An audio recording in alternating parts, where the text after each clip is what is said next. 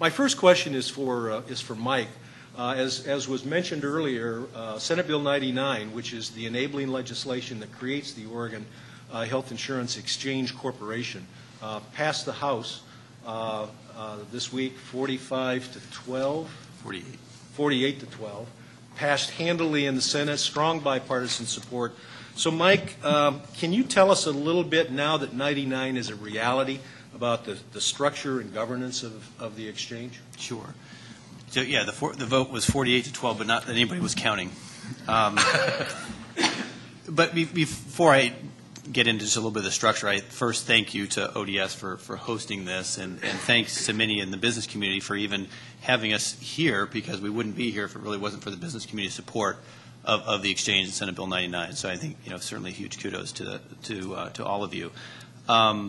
And I guess the other big thank you is to Barney. We certainly wouldn't be here if it wasn't really for Barney's groundwork on the exchange. I mean, he really has been putting this together for the last year plus in helping establish this entire framework. So I was thinking, I'm not sure if we call him the father of the Oregon Exchange or the godfather of the Oregon Exchange. I think it's something to that effect.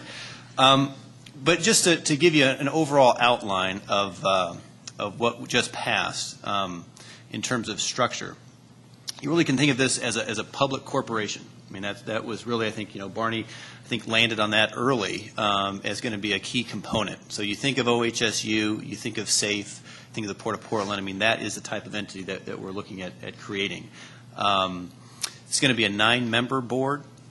We have 2 ex officio board members, one being the director of the Oregon Health Authority, the other from the Department of Consumer and Business Services. There will be 2. We can't have any more than 2 representing basically healthcare, and that can be from finance of healthcare or delivery, and then 2 representing individual small business, and then those remaining 3 really from the state at large, but also having some background in healthcare, HR administration, benefit administration. So that really is the framework that we're looking at with the 9 members. Those will be governor appointed, Senate confirmed.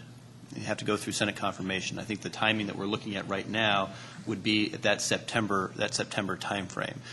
So not a lot of time, but certainly time, I mean, for everybody to kind of be engaged. And if you have, names, thoughts around who you think may want to serve on the exchange, have some expertise, we'll be probably opening up that process by the end of this month, and certainly would be interested in all of your feedback.